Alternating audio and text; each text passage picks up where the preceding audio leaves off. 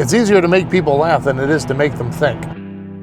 Hey, what's up? Welcome back to the channel. At my single best performing piece of content, outtake reel from my most recent interview with Alexis Ader. It was a fun conversation. She's always a blast. She's been a good friend for a long time. So I'm sure that comes across in the interview and the outtakes.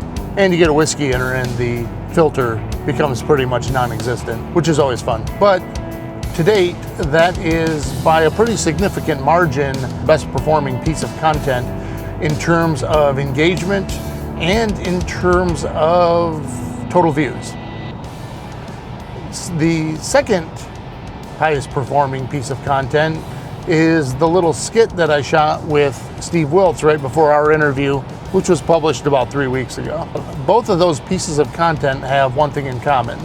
They're primarily humor-based. So I've kind of come to the conclusion I'm gonna have to think of some more funny shit to say or no one's gonna watch. Certainly hope that's not the case, but if it is, challenge accepted. It does kind of all circle around to something Steve said. It's easier to make people laugh than it is to make them think.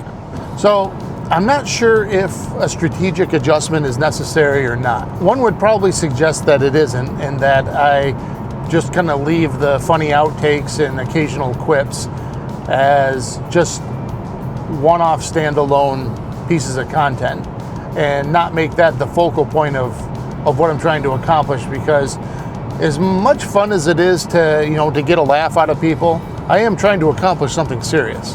And I'm not sure I can do both, because once you train the algorithm on what to expect from you, you have to stay consistent with that. Steve taught me that. Yeah, leave me a comment below and tell me what you think about the types of content I should be creating.